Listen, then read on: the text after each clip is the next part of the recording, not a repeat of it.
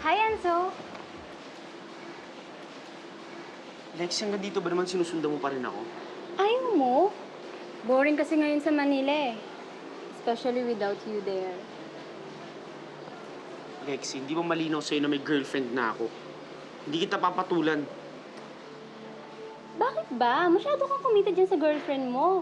Ano pinakain niya sa'yo, ha? I've known Mimi for so long. Matagal na kami. Kung sa tingin mo masisira mo relationship namin, nagkakamali ka. Oh, I see. Matagal na kayo. Ganon? Well, kilala mo na ba siya? What do you mean? Wala lang.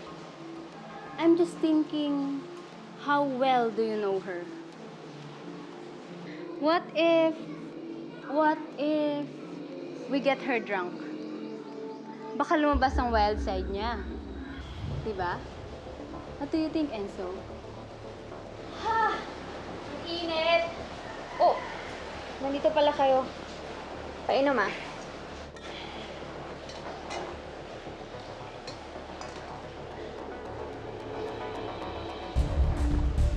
Sige.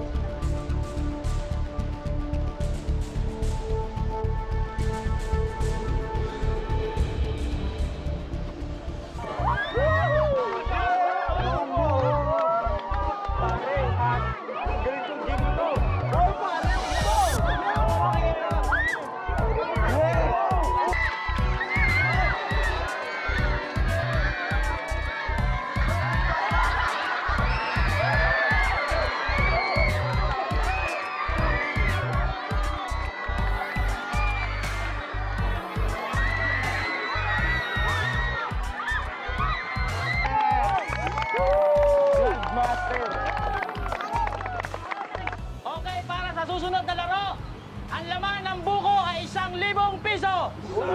Sino sa inyo ang interesado sumali? Magpalista lang po dito sa gilid.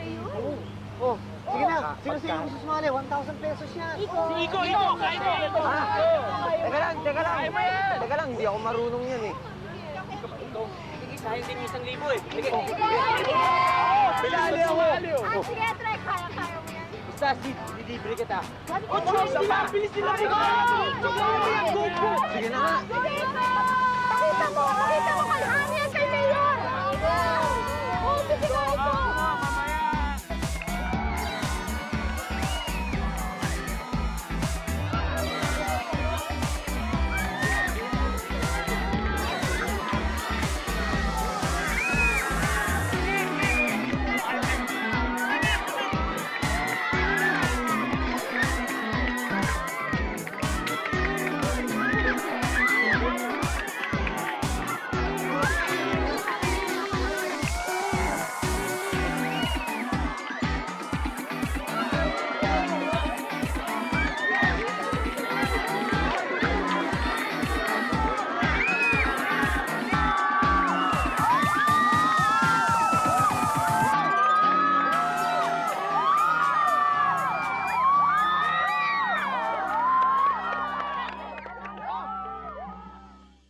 Sinasabi mong bad feeling mo about Lexi.